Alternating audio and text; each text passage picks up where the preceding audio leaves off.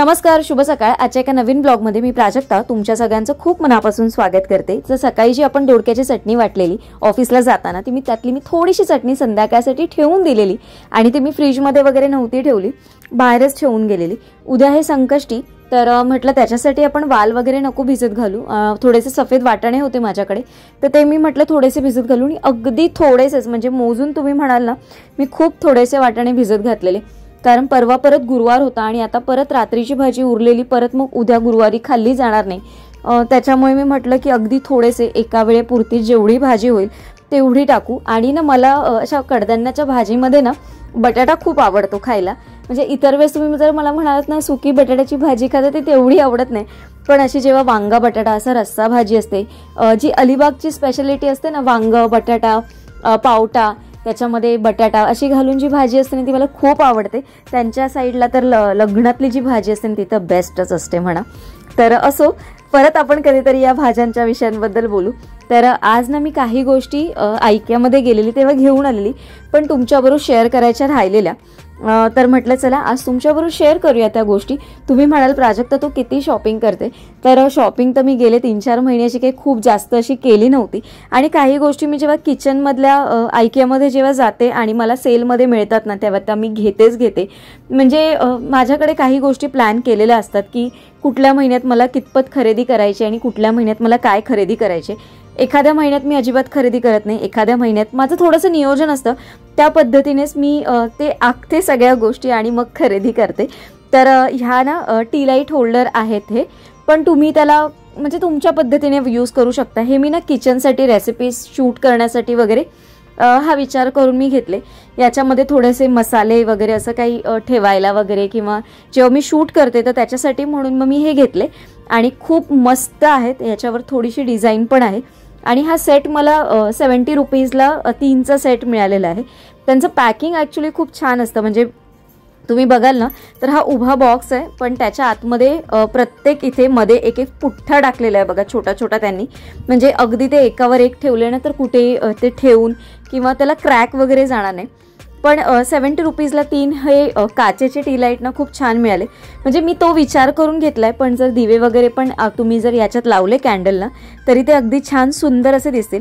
ऑफलाईनला कधी कधी ना सेलमध्ये खरंच आयकियामध्ये खूप छान छान गोष्टी मिळून जातात आणि मी शक्यतो तिथे सेलच्याच गोष्टी आणते। तुम्हाला मागे पण मी बऱ्याच वेळा सांगितलं, मी जेव्हा जाते तेव्हा पहिलं सेल सेक्शनमध्ये जाते, तिथे जे काही अवेलेबल असेल ना त्याच गोष्टी मी पहिल्या उचलते आणि नंतर मी बाकीच्या गोष्टी बघते। ॲक्च्युली मी दुसरं काहीतरी बघण्यासाठी गेलेलो, ॲक्च्युली आम्हाला स्टँड घ्यायचा होता इस्त्रीसाठीचा, त्याच्यासाठी आम्ही गेलेलो, पण तो खूप म्हणजे माझ्या बजेटमध्ये नव्हता बसत होता, म्हणून मी म्हटलं तो स्किप केला। तर हा जो कंटेनर आहे, तर हे कंटेनर मी खूप आधी बघितलेले आयकियामध्ये, पण मला खूप महाग वाटत होते हे कंटेनर। तर ते आत्ता हा जो मला पीस 60 रुपीजला सेलमध्ये मिळाला आणि याची क्वालिटी जरी हा प्लॅस्टिकचा असेल तरी खूप हायग्रेड चांगली अशी क्वालिटी आहे।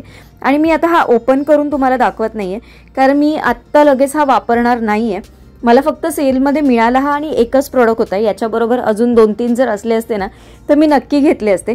आणि तिथे असंच असतं, जो एखादा प्रोडक्ट असतो सेलमध्ये तो मिळाला तर ज्याला मिळाला त्याला मिळाला असं असतं।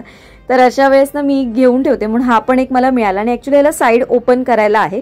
तर बघू, मी आता जेव्हा ओपन करेन तेव्हा नक्की शेअर करेन तुमच्याबरोबर। आता काही ओपन नाही करत आहे मी। आणि त्याचबरोबर ना मला बरेच दिवस ह्या काचेच्या बरण्या पण घ्यायच्या होत्या, ज्या मी आयकियामध्येच बघितलेल्या होत्या। याचं थोडंसं तुम्ही आयकियामधनं का, तर याचं तुम्हाला मी एक सांगते की याच्या आतमध्ये कसं आहे। कारण या लोखंड नाही म्हणता येणार त्याला, जेव्हा असं झाकण त्याचं असं असतं ना तर त्या थोडंसं ना गंजण्याचे चान्सेस असतात, असं मला पण आता ते म्हणजे अनुभवावरनं समजतंय मला पण या ना मला याच्यामध्ये कुठलाही ओला पदार्थ किंवा मॉइश्चर असं लागेल असा कुठला तरी पदार्थ मला याच्यामध्ये स्टोअर करायचा नाही आहे। मला थोडेसे ड्राय मसाले जे असतात, सुके मसाले वगैरे किंवा अशा काही गोष्टी ज्या मला ठेवायच्यात ना त्याचा विचार करून मी ह्या बरण्या घेतलेल्या आहेत। तर याचं पॅकिंग पण अगदी बघा ना छान केलेलं आहे त्यांनी आणि मस्त अशा आहेत, उभ्या आहेत, अगदी छोटे आहेत, राऊंड शेपमध्ये आहेत आणि मस्त दिसतात। पण हा सेट ना ॲक्च्युली तिथे खूप महाग होता, पण आता मला या 100ला 4 मिळाल्या म्हणून मग मी घेतल्या। आणि 100ला 4 तर तेवढा रेट आहे, म्हणजे 25 रुपये तर एका ठिकाणी आहेत, पण याची कॉस्ट खूप महाग होती। म्हणजे बरेच दिवस झाले मी जेव्हा आयकियामध्ये जात होते ना तेव्हा मी सचिनला नेहमी म्हणत होते की हा घ्यायचा आहे मला, हा घ्यायचा आहे, पण या काही कमी होत नव्हत्या. मी नेहमी त्याची किंमत बघायची, पण आय थिंक माझ्या मते ना ह्या 300 रुपयाला 350 रुपयाच्या आसपास काहीतरी 4 बॉटल होत्या.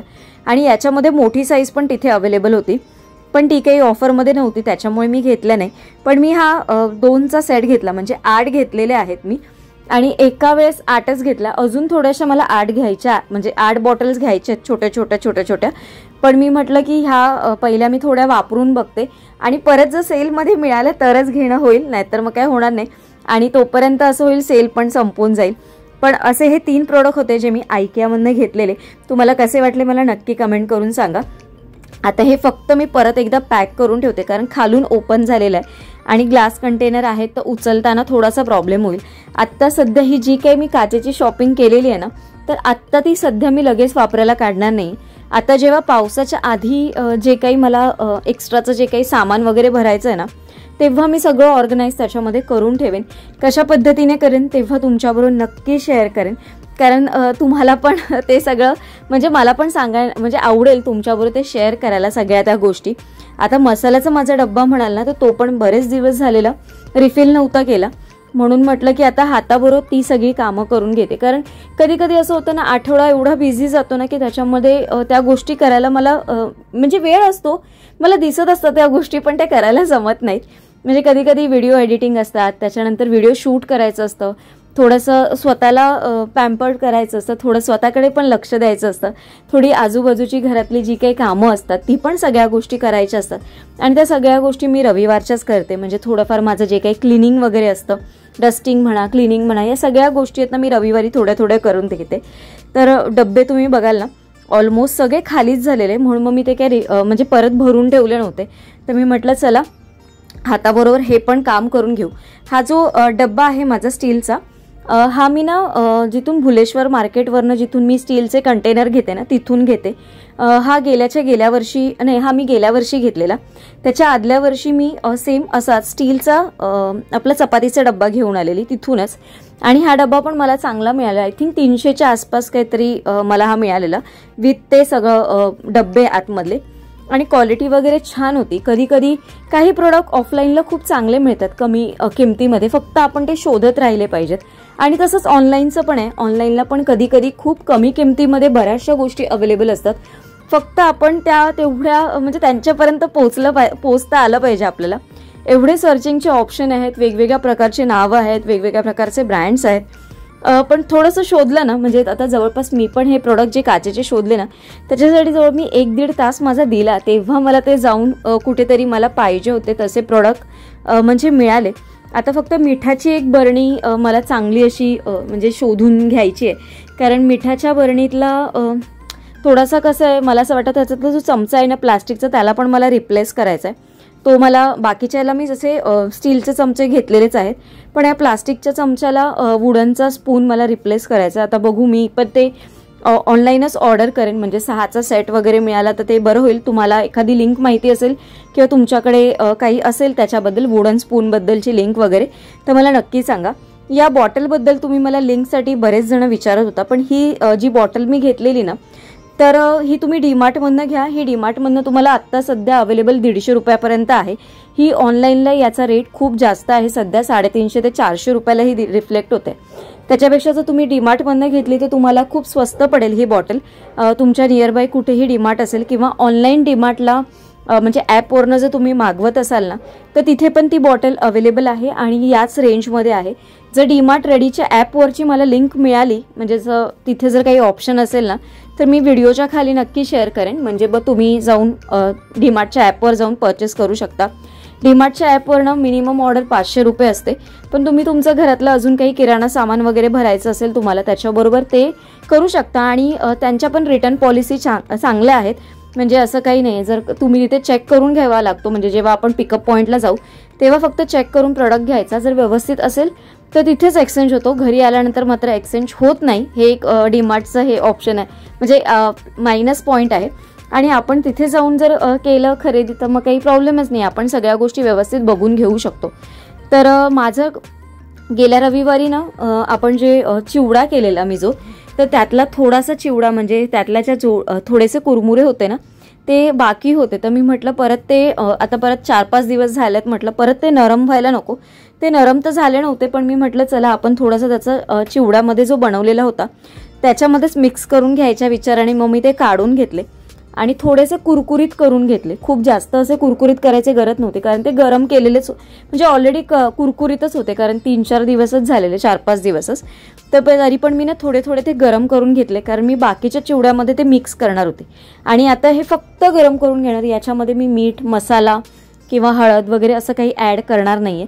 थोडासा कंटाळा केला असं तुम्ही म्हणू शकता, पण माझ्याकडचा जो आधीचा चिवडा होता, म्हणजे जो आपण 4-5 दिवसापूर्वी केला, तो अगदी थोडासा उरलेला, खूप जास्त असा उरला नव्हता. म्हणून मग मी म्हटलं की परत आता या सगळ्या म्हणजे थोड्याशासाठी परत फोडणी कुठे करू, जो आहे त्याच्यातच थोडासा मी मिक्स करते. आणि जो माझ्याकडे तिखट शेव होता, म्हणजे जो आलू भुजियाचं जे काही मी पॅकेट आणलेलं, ते असंच नुसतं खाण्यापेक्षा मी म्हटलं याच्यामध्ये मिक्स करून खाल्लं जाईल तर ते बरं पडेल, कारण नुसतंच खाण्यापेक्षा म्हटलं. तर म्हणून मग मी हे फक्त हलकं मिक्स गरम करून घेतलं आणि सगळं एकत्र मिक्स करून घेतलं. थोडंसं थंड झाले हे आपले जे चुरमुरे आहे की मग मी त्याच्यातच मिक्स करून घेतलं. पहिला जो होता आपला तो मी काढून घेतला बघा, आणि आता याच्यामध्येच मी सगळं मिक्स करते. आता मी येणाऱ्या व्लॉगमध्ये तुम्हाला ना 2-3 चिवड्याचे वेगवेगळे प्रकार दाखवेन किंवा मग रेसिपीज मी शेअर करण्याचा विचार करते, कारण माझ्या डोक्यात चाललं आहे. कारण हे असे पदार्थ संध्याकाळच्या छोट्या छोट्या भुकेसाठी बरेच खाल्ले जातात.